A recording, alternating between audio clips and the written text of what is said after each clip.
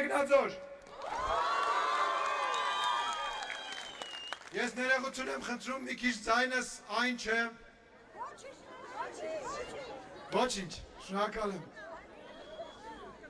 Հարգելիներս, արդեն 9 օր է ես եւ իմ գործընկերները շրջում ենք Հայաստանի Հանրապետության տարբեր մարզերով, տարբեր գյուղերով, տարբեր քաղաքներով։ Ու ձեզ ուզում եմ ասել, որ այնքան հայ մարդ ենք հանդիպել, այնքան հայ մարդու ձեռք ենք սեղմել, այնքան հայ մարդու աչքեր ենք տեսել, ուզում եմ ասել, որ դրանից սիրուն, դրանից լավ բան աշխարհում չկա։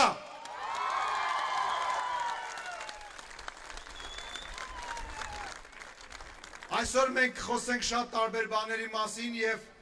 ասելիքը, չնայած արդեն քանի օր է շարունակվում է, քարոզարշավը չի վերջանում։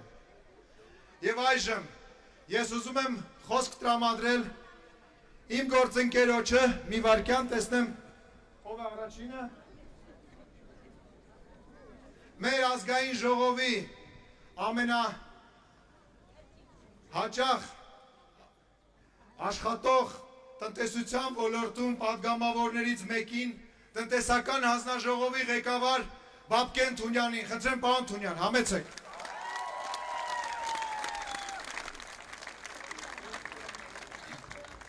Բարև ձեզ ժողովուրդ ջան։ Ոնց հասկացաք տնտեսության մասին պիտի խոսեի, բայց ես խոստանում եմ, որ ձեզ չեմ հոգնեցնի, տերմիններով, թվերով չեմ ծանրաբեռնի ու հաշվի առնելով մանավանդ, որ շոկ է, փորձեմ ինչքան հնարավոր է կարճ լինել։ Բայց մի քիչ հետաքրքիր եմ ուզում այս անգամ խոսել, եկեք մի սենց վարժություն անենք իրար հետ, ես մի հատ արտահայտություն կարդամ ու փորձենք հասկանալ, թե այդ արտահայտությունը ում նախընտրական ծրագրից կամ ում խոստումներից կլինի։ Օրինակ, վճռականորեն արմատախիլ ենք անելու կոռուպցիան գանձակողությունը վերացնելով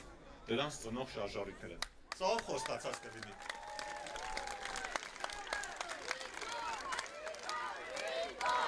Սիրելի ժողովուրդ։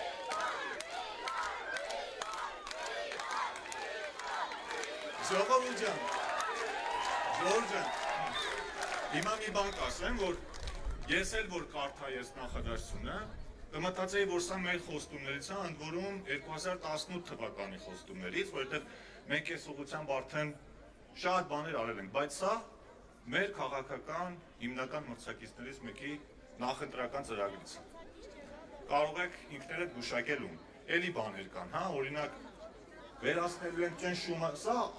Հայաստան դաշինքի ծրագրից է, Ռոբերտ Քոչյանի, խոստանում են գալ ու կոռուպցիան արմատախիլ անել։ Հանրապետական կուսակցությունը օրինակ խոստանում է պատիվ ունեն դաշինքը մենաշնորհների դեմ պայքարել։ Շատ հետաքրքիր բաներ են ու ես առիթ ունեցել եմ մի քանի օր առաջ իրանց հետ բանավեճի մեջ էի։ Շատ նորմալ բանավեճ էր ու շատ ցիվիլ մարդիկ էին ինձ բաժին ընկել։ Ես իրենց ասել եմ, որ եթե մեզ չճանաչող մարդիկ նայեն, լսեին ձեզ ու կարդային ձեր ծրագրերը, կմտածեն, թե դուք քաղ պայմանագիր կուսակցության տեխնացուներ եք, որտեղ ինչ ասում են ըստ էության, ասում են բաներ, որոնք մենք ենք խոստանում ու արել ենք ու փորձում ենք անել։ Բայց իրականում ժողովուրդ, սա ոչ թե ուղղակի ծիծաղելու համար եմ ասում կամ հումոր անելու, սրանք մեղադրանքներ են մեզ ուղղված։ Այսինքն, եթե ասում են կգանք ու կոռուպցիան արմատախիլ կանենք, մեզ մեղադրում են կոռուպցիայի մեջ։ Եթե ասում են կգանք ու մենաշնորհները կվերացնեն, մեզ մեղադրում են մենաշնորհներ ձևավորելու մեջ։ Եթե մեզ ասում են կգանք ու քաղ բանտարկյալներ չեն լինի, նշանակում է մեզ մեղադրում են քաղ բանտարկյալներ ունենալու մեջ։ Ու ես ինչու համար անպայման ելույթ ունեցա, այս թուղթը, այս ամբողջ թղթերը, դա էլ անկեղծ ձեզ ասեմ, հա, մի քանի օր հետս ման եմ տալիս, սկզբից պետք է ելույթ ունենայի Գավառում, չստացվեց, հետո պետք է Կոտայքի մարզում խոսայի, էլի չստացվեց ինչ-ինչ հանգամանքներով, բայց ես չհանձնվեցի, սա բերել եմ, բայց էլի խոստանում եմ, որ սրա մեջից այդ ամեն ինչը չեմ կարդա։ Ես ուզում եմ, որ դուք ոչ միայն անվերապահ հավատալով մեզ հասկանաք, որ մենք այդ մեղադրանքների մեջ չկանք, այլ դուք ինքներդ հասկանաք, թե իրականում պատկերը որն է, որովհետև այն մարդիկ, որոնք որ կոռուպցիոն համակարգերի հիմքն են դրել, որոնք որ մենաշնորհներ են ձևավորել, որոնք որ կրթությունն են աղավաղել, պարզ է, որ ավելի շատ հակված եք մեզ հավատալու, բայց պետքա դուք էլ ինքներդ համոզված լինեք, որ ոչ թե դուք ինքներդ համոզված լինեք, որ մածունը սպիտակ է, ոչ թե մենակ նրա համար, որ դա մենք ենք ասում։ Ասենք օրինակ մեզ մեղադրում են, ասում են դուք կոռուպցիոներ եք։ Մի հատ նայեք մեր հագ ու կապը, մեր ապրուստը ու հետ նայեք այն մարդկանց, ովքեր այդ ամեն ինչը ասում են։ Ուրիշ թեմա չկա մեղադրանքների մասին, խոսում են պարգևավճարների մասին։ Մի քանի անգամ մարդկանց ներկայացնում ես այս ամեն ինչը շարունակում են։ Գիտեք ինչ են շարունակում, որովհետև լրատվական դաշտներ, մնացած սոցիալական ցանցերն էլ այնքան են այդ իրականությունը աղավաղված ներկայացնում, որ սուտը ստի հետևից, մի ստի վրա երկրորդ սուտը կառուցելով սկսում են առաջ գնալ։ Ու արդյունքում ես այս բաները կարող եմ հարցազրույցների ժամանակ էլ ասել, կարող եմ Facebook-ում էլ գրել, բայց սենց շփումը ավելի ճիշտ է, ժողովուրդ, սենց շփումը ավելի ճիշտ է։ Մի սենց կետերով առանձնացրել, բայց մենակ մի բան կասեմ, ուրեմն վեր ենք ենում հայտարարում են, ասում են 120 միլիոն $, պարգևավճար են ստացել պետական պաշտոնյաները միայն անցյալ տարի։ Ցույց է տալիս, որ խափում են, տենց թիվ չկա, ընդ որում պետական պաշտոնյաները չեն ստացել, այլ 20,000 պետական ծառայողներ վարորդից մինչև փորձագետ ասում են միևնույնն է, թալանել եք բյուջեն։ Դե հիմա ինձ ասեք, օրինակ, եթե մարդը աշխատում է պետական եկամուտների կոմիտեում, հիվանդանոցում կամ դասատույա կամ մեկ այլ պետական հիմնարկում, այդ մարդուն եթե մենք զրկել ենք կոռուպցիոն ինչ-որ հնարավորությունից, կաշառք վերցնելու հնարավորությունից, ու մյուս կողմից ուզում ենք, որ ինքը նորմալ աշխատի, մենք չենք ուզում այդ նորմալ մարդիկ, լավ մասնագետները պետական համակարգից գնան, գոնե նրանց արժանապատիվ արձակություն պետք է տալ, թե չէ, դա պարգևավճար չի ըստ էության։ Մեզ կարող են մեղադրել ասել, օրինակ ինչու եք դուք ուշացրել այդքան այդ պետական համակարգի բարեփոխումները, որ անունը դրել եք պարգևավճար, դրանում կարող են մեղադրել, բայց այդտեղ ոչ անօրինական բան կա, ոչ էլ այդտեղ մեղադրելու բան կա, բոլորն են լավ հասկանում են։ Ես մնացած մեղադրանքներին չեմ անդրադառնա, մենակ Իվանի մասին էլ եմ ուզում ասեմ։ Ասում են բոլորը ում տեսնեք, խոսում են կրթությունից, կապիտալից, տնտեսությունից, ասում են ստեղծելու են գիտելիքային տնտեսություն, մարդկային կապիտալ, որ մենք հիմա այսքան ասում ենք ապագա կա ժողովուրդ ջան, այդ ապագան կախված է նրանից, թե մենք այսօր ինչ ենք անում վաղվա ապագայի համար։ Հիմա նայեք, ես բանավեճի ժամանակ իմ հետ բանավիճում էր առաջ Հայաստան դաշինքի ներկայացուցիչներից Ալեքսանդր Խաչատուրյանը։ Շատ խելացի բարձր պրոֆեսիոնալ է։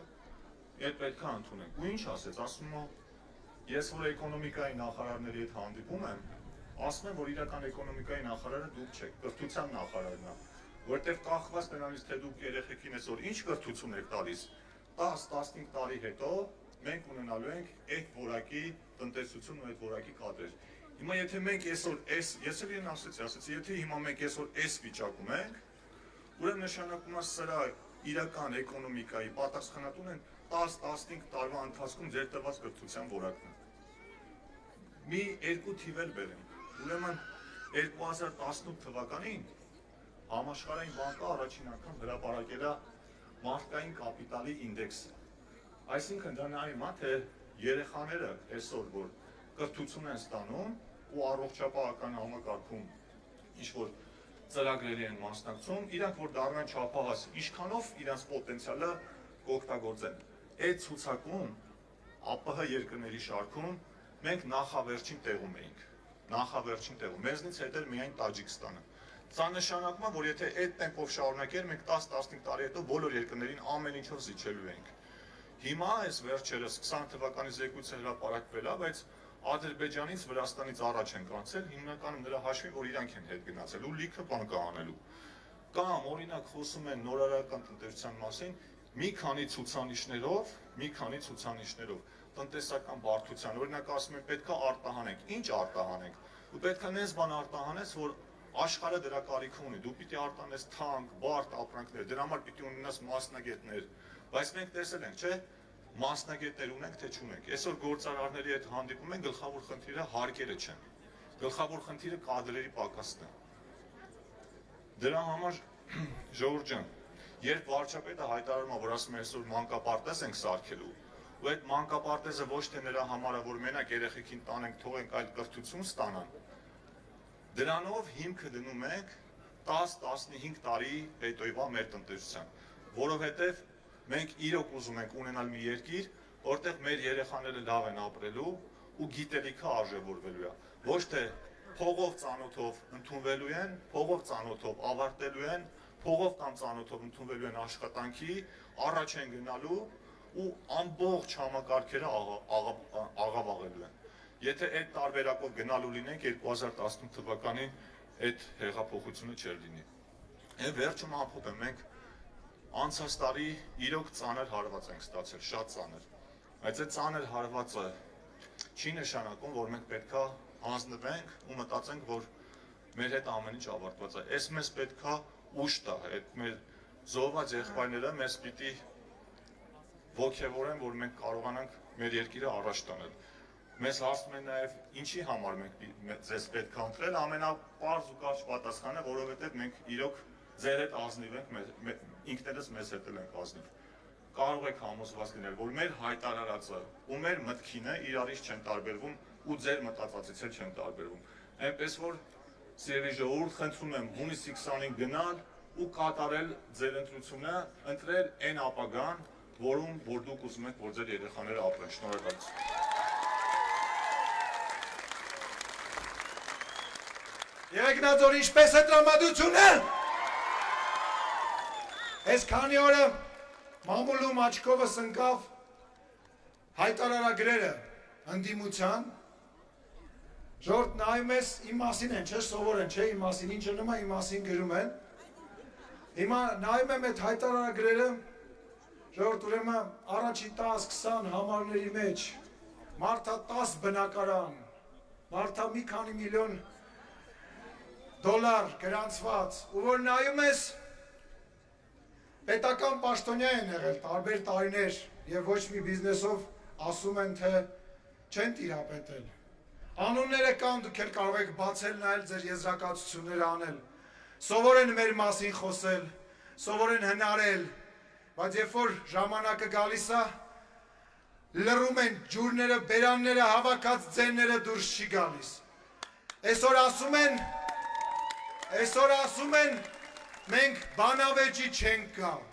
տո դուք կարակ մեր էդ բանավիճեք, ձեզանից որ մեկը կարա մեր էդ բանավիճի,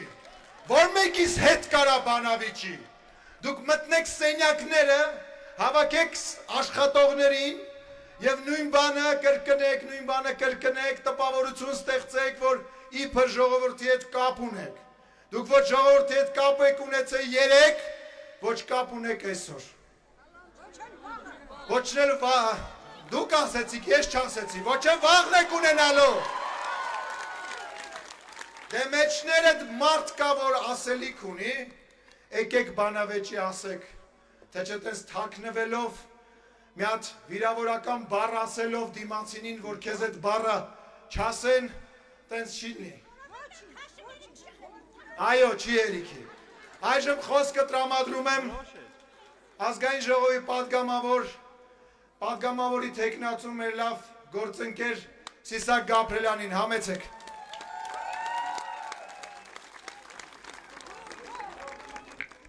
Շնորհակալ եմ։ Բարև ձեզ սիրելի եղեգնաձորցիներ, սա թերևս իմ կյանքի առաջին այսպես հանրահավաքային ելույթն է։ Ես ծնունդով երևանցի եմ, երևանցի տղա եմ, բայց եղեգնաձորը ինձ հոգեհարազատ է եղել, ես այստեղ ազատամարտիկ հորեղբայր ունեմ և փոքր ժամանակ շատ եմ այցելել։ Ողքի գյուղում, Մալիշկա գյուղում մի քաղաքացի մոտեցավ և ինձ մի քանի բան հիշեցրեց և ես ուզում եմ լրիվ անկեղծ խոսել, կարճ խոսեմ, որ այս շոքին ձեզ շատ էլ չտանջեմ։ Գուցե խոսքս հետագայում այս հայտնի կայքերի միջոցով վերածվի ինչ-որ բաների, բայց այդ քաղաքացին ինչ-որ բան հիշեցրեց։ Վերջերս պաշտոնյաներից մեկը, նախկին պաշտոնյաներից մեկը, հավերժ կարծում եմ նախկին պաշտոնյաներից մեկը, այսպես շուրթերը մի քիչ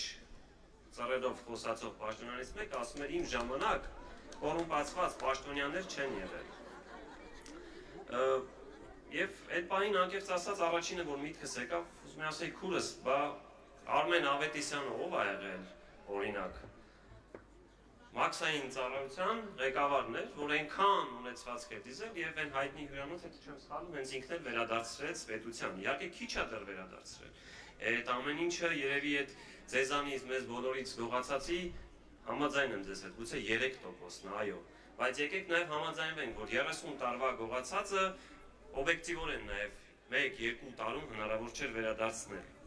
Որովհետև իրականում 2020 թվականին մեր ամբողջ կառավարությունը, ամբողջ ազգային ժողովը, եթե նայեք նիստերը, մենք կենտրոնացած ենք եղել տարեսկզբից հիմնականում կորոնավիրուսի դեմ պայքարում։ Եվ նաև մի բան հիշեցի, ես հիշում եմ, երբ փոքր էինք, երբ օրինակ նույն գալիս էինք Եղեգնաձոր կամ գնում էինք այլ մարզեր ընտանիքով հանգստանալու, հայրս միշտ առավոտյան շատ շուտ էր, այդ բուսաբացին էր շարժվում ճանապարհին եւ այդ ժամանակ չէի հասկանում։ Հետո որ մի փոքր արդեն մեծացա, ես մտածում էի, թե իրան հարմար այդ ժամին քշել, թե վարել կամ ինչ որ այլ պատճառներով, եւ հարցեցի, ասի ինչն է էլի պատճառը, ասեց, տես, օրինակ եթե պետքա գանք Եղեգնաձոր, 10,000 դրամ պետքա ծախսենք վարալիքի փող, ոնց է լինի 3 տեղ ծառի հետևը բախկված ոստիկաններ կա, իրան պետքա վճարենք ամեն մեկին 1,200։ Կարծում եմ բոլորդ եք հիշում այդ ամեն ինչը, բոլորը։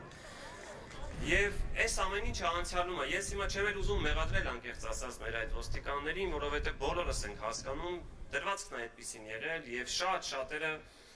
ստիպված են եղել այդպես աշխատել, որովհետև եղել է այդ նալոգ ասվածը։ Ես վստահ եմ այսօր այդ ամեն ինչը չկա եւ շատ ավելի արժանապատիվ է ոստիկանները կաշխատեն եւ գիտեք նաեւ նոր ոստիկանություն է ստեղծվում։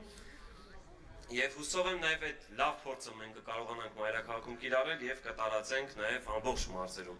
Եվ կարճ ամփոփեմ, նաև շատ է խոսվել այս քարոզարշավների ընթացքում, մենք հիշում ենք բարբերաբար անցյալը, բայց ես ձեզ խորհուրդ եմ տալիս անպայման այդ ձեռքի համար 3 այդ բրոշյուրները կարդալ եւ տեսնել, թե մենք որ ասում ենք կա ապագա, ինչպիսի ապագա ենք պատկերացնում։ Կարդալ ամեն տողը տնտեսության, անվտանգության, կրթության վերաբերյալ, որովհետեւ այն ամեն ինչը որ խոստանում ենք, հետագայում մենք ուզում ենք, որ դուք այսպիսի հրապարակներում կրկին պահանջատեր լինեք եւ պահանջեք մեզանից։ Եվ նաեւ ձեզանից խնդրում եմ, որ դուք նույնպես լինեք օրինապահ քաղաքացիներ, որովհետեւ տեսեք, այդ պետության բյուջեն գոյանում է ձեզանից յուրաքանչյուրից բոլորի վճարված հարկերով։ Եվ այդ հարկերը դուք այսօր շատ լավ տեսնում եք, որ դրանք դառնում են ճանապարհներ, մանկապարտեզներ, հիվանդանոցներ եւ այդպես էլ լինելու է։ Միայն խնդրում եմ դուք նույնպես եղեք օրինապահ եւ իմ անձնական խորհուրդը ձեզանից յուրաքանչյուրին, հատկապես երիտասարդներին, հնարավորինս շատ կրթվեք։ Հնարավորինս շատ կրթվեք։ Եվ խոսքը չի գնում միայն օրինակ համալսարանների, ԵՊՀ-ի, Քեմբրիջի եւ այլն, ցանկացած ոլորտում ձգտեք լինել լավագույնը։ Եթե դուք լինեք գյուղի լավագույն օրինակ, այսպես տրակտոր վարողը, ապա դուք մեկ օր եւ ձեր ընտանիքը մեկ օր հացի կարիք չի ունենալու։ Այնպես որ հաջողություն բոլորիս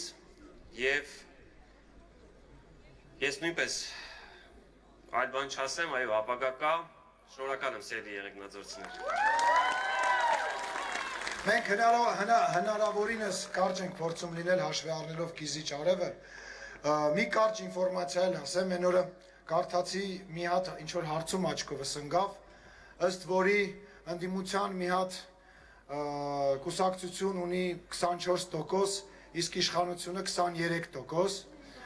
բայց մի բան էին մոռացել այդ հարցման մեջ գրեն, որ այդ հարցումը ընդդիմության միտինգի ժամանակ էին արել եւ պարզվել էր, որ միտինգի կեսը նույնպես քվեարկելու է ապագայի համար, որովհետեւ իրենք էլ գիտեն, որ ապագա կա։ Այժմ խոսքս ուզում եմ փոխանցել մեր լավ ընկերոջ, մեր թիմակից անվտանգության խորհրդի քարտուղար Արմեն Գրիգորյանին, խնդրեմ պարոն Գրիգորյան։ Շնորհակալություն։ Ողջույն Եղեգնաձոր, ողջույն Վայոց ձոր, ողջույն հայ ժողովուրդ, սիրելի ժողովուրդ, դեռևս 2018-ից առաջ մեզ բոլորիս առանձին փորձել են համոզել, որ մեզնից յուրաքանչյուրը մենակ է, մեզ փորձել են համոզել, որ հնարավոր չէ համախմբվել։ Բայց մենք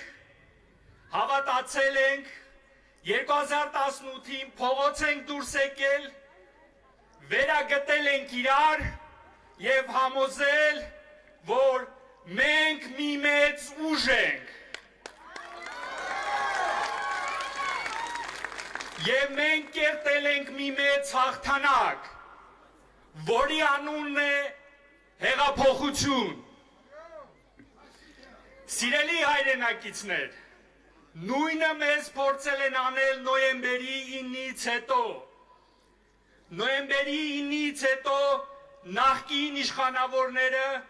մեր հանրությանը փորձում էին համոզել, որ յուրաքանչյուր ոք միայնակ է, որ այլևս հնարավորություն չկա դիմակայելու։ Անկեղծ նոյեմբերի 9-ից ես որոշակի հուսահատություններ ունեցել եմ, բայց հույսի նշույլներ են հայտնվել, երբ սահմանից զինվորները սկսել են տեսահոլովակներ ուղարկել, եւ ես համոզվել եմ, որ ես մենակ չեմ, որ սահմանին կանգնած զինվորը ինձ հետ է, քաղաքացու հետ է, ձեզնից յուրաքանչյուրի հետ է։ Նոյեմբերի 9-ից սկսած մենք փորձել ենք վերագտնել իրար, եւ մեզ հաջողվել է այս հրապարակը, Գորիսի հրապարակը, Սյունիքի ցանկացած համայնքի հրապարակը, Արարատի մարզի բոլոր համայնքները, Հայաստանի բոլոր համայնքները դուրս գալով փողոց եւ հրապարակներ ցույց են տվել, որ մենք միայնակ չենք, մենք մեծ ուժ ենք եւ մոտակա հունիսի 20-ի ընտրությունները նորից իրար վերագտնելու եւ մեր ուժը ցուցադրելու լավագույն պահերից մեկն է։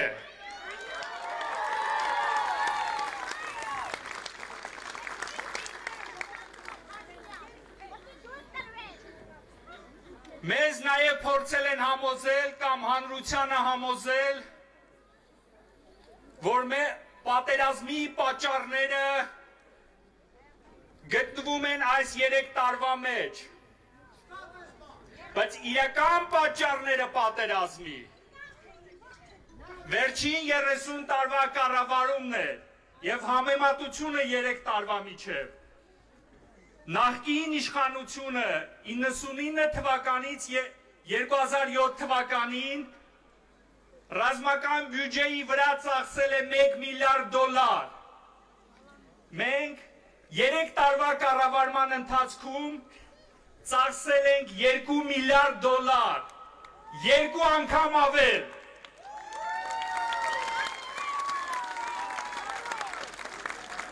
$2009 թվականից մինչև 2017 թվականը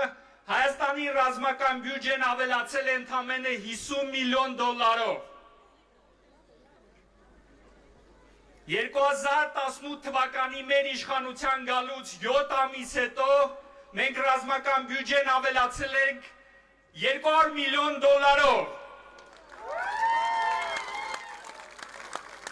Եվ սա լավագույնս է ցույց տալիս, թե ով ինչ է արել պատերազմը կանխելու եւ հայրենիքի պաշտպանության համար։ Սիրելի հայրենակիցներ, ես համոզված եմ, որ մենք հունիսի 9-ին նորից, հունիսի 20-ին նորից վերագտնելու ենք իրար եւ եւս մեկ անգամ հաստատելու ենք, որ միասնական ենք Հայաստանի ժողովրդավարության, Հայաստանի զարգացման եւ Հայաստանի անվտանգության հարցում եւ հաստատելու ենք, որ Հայաստանում կա ապագա, կա ապագա, կա ապագա։ Շնորհակալություն։ Սիրելի ժողովուրդ, Այս ինչերի մեջով մենք անցանք միասին, այս մի քանի տարվա ընթացքում։ Հələ անցնում ենք, բայց ես տեսնում եմ, որ մենք հաղթական ավարտին ենք մոտենում։ Ես մի կարևոր բան եմ ուզում ասեմ, հիմա շատ միլիոններ են ծախսում, որ մարդկանց տարբեր սուտի մտքեր, սուտի, չգիտեմ, պատմություններ հրամցնեն, բայց ես ուզում եմ ամենայն անկեղծությամբ խոնարհվեմ հայ ժողովրդի իմաստության առաջ։ Դուք այնքան բան գիտեք, դուք այնքան իմաստուն եք, որ աշխարհի բոլոր փողերը չի հերիքի, որ հայ ժողովրդին այդ սուտ գաղափարը բերեն եւ ներկայացնեն։ Այո, էլ առաջվանը չի։ Ծափարենք մեր ժողովրդին, մեր իմաստուն ժողովրդին։ Իսկ հիմա առանց երկարացնելու, ուզում եմ, ես կարող եմ շատ տարբեր ձևերով ներկայացնեմ, բայց շատ կարճ ձևով ասեմ։ Ժողովրդից մեկը, Նիկոլ Փաշինյան, համեցեք։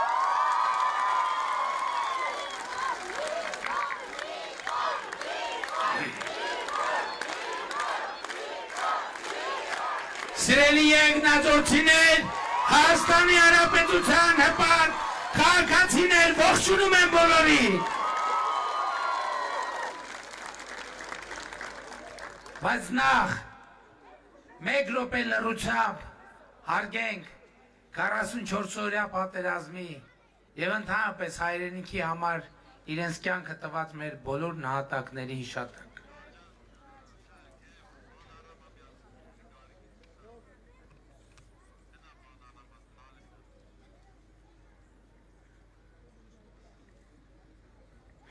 Շնորհակալ եմ։ Սիրելի ժողովուրդ, այսօր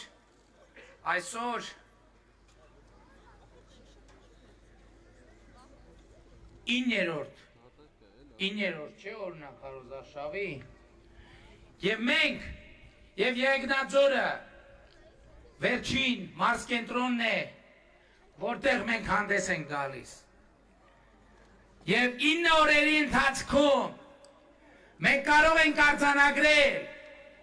որ Հայաստանի Հանրապետությունը, Հայաստանի ժողովուրդը քաղաքական պրոցեսը զարգացրեց եւ բերեց, հասցրեց նախահեղափոխական վիճակի եւ այսօր պիտի արձանագրենք, որ Հայաստանի Հանրապետությունում այո ստեղծված է հեղափոխական իրավիճակ, այն տարբերությամբ, որ եթե 3 տարի առաջ մենք անում էինք ոչ բռնի, թավշա, ժողովրդական հեղափոխություն, այս անգամ արդեն հասունացել է կրկին ոչ բռնի, կրկին ժողովրդական, բայց այս անգամ պողպատե հեղափոխության ժամանակը։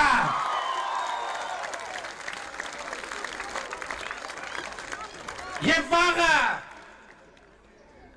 հունիսի 17-ին ժամը 20:00-ին, ինչպես ասում են,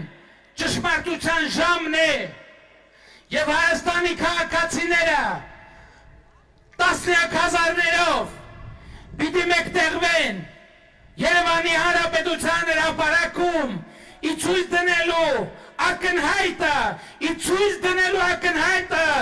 ցույց դնելու ակնհայտը, որ ժողովրդի առաջ խաղ չկա, որ բոլորին ուժերը, որ փորձում են խաղեր տալ ընդդեմ ժողովրդի, այդ ուժերին սպասում է դաժան ֆիասկո եւ ես ձեզ բոլորիդ, ձեր ընկերների հետ, հարևանների, բարեկամների վաղը ժամը 20:00-ին սպասում եմ Երևանի Հանրապետության հրապարակում եւ դա մեր արշավն է, մեր արշավի մեկնարկն է դեպի ապագա,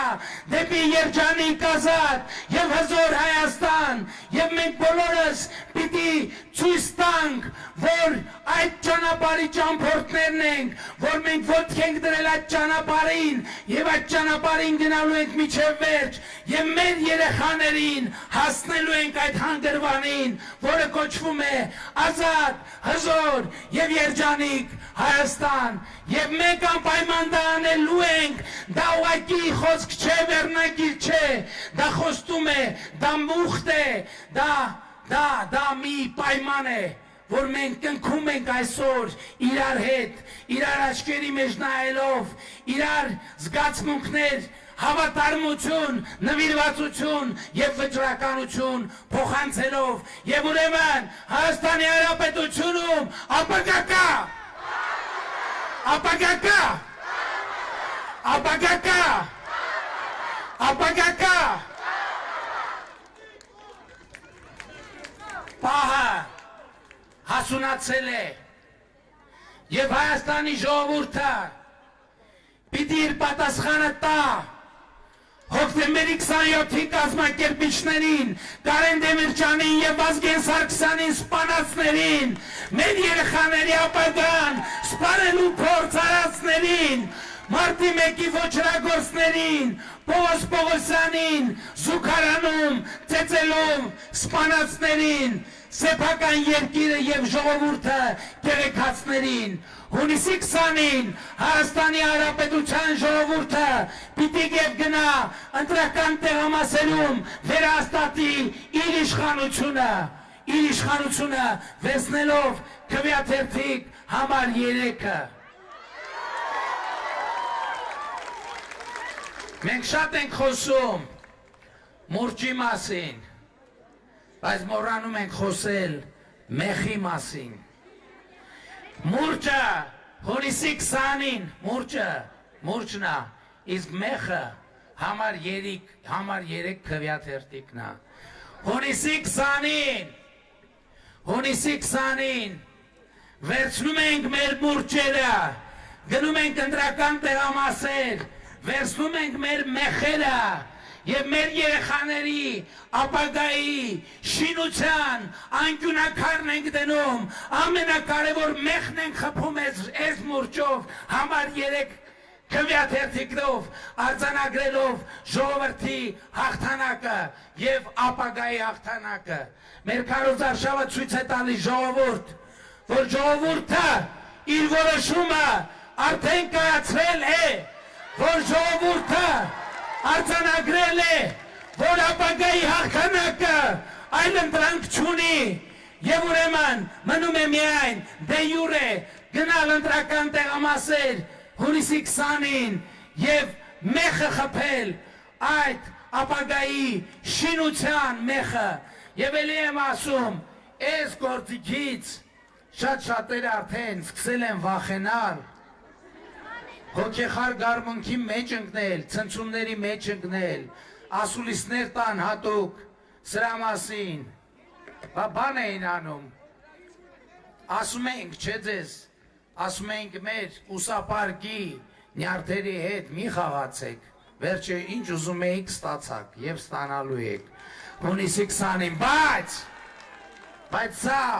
քանդելու գործիք չէ, սա կառուցելու գործիք է, եւ մենք այս գործիքով կառուցելու ենք Հայաստանը նորովի, մեր երկրում հաստատելով ժողովրդի վրա հիմնված իրավունքի եւ օրենքի դիկտատուրա,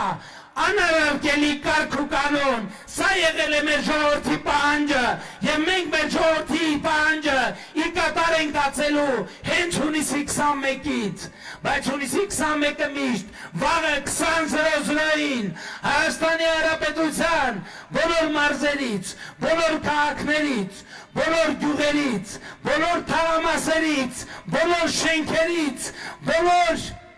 օջախներից, բոլոր գերդաստաններից սպասում ենք ներկայացուցիչների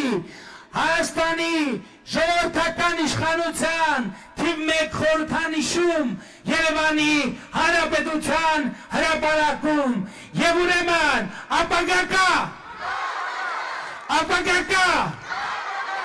ապագա կա, ապագա կա, ապագա կա, ապագա կա, սիրում եմ բոլորիդ, հպարտանում եմ բոլորովդ եւ խոնարհվում եմ բոլորիդ առաջ եւ չեմ համբերում, որ ձեզ դուրս բերեմ կիզիչ արևի տակից եւ Եվ մենք քայլենք գոնե շվակներով ծառերի եւ Եղեգնաձորին մեր ուժ էներգիան, մեր վճռականությունը ու հավատարմությունը փոխանցենք երթով, համաձայն ենք միասին մարզային քարոզարշավի վերջին հանգրվանը, մարզային նշանավորենք միասնության, հաղթանակի, վճռականության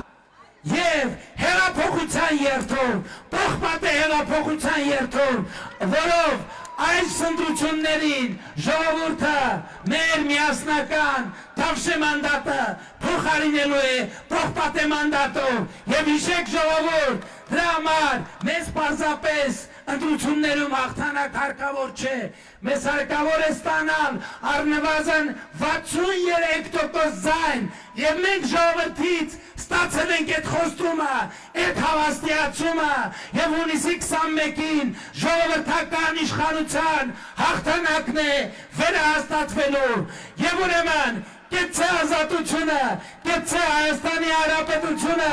կեցցեք մենք եւ մեր երեխաները, որ ապրելու ենք ազատ եւ երջանիկ Հայաստանում, խոնարհվում եմ բոլորիդ առաջ։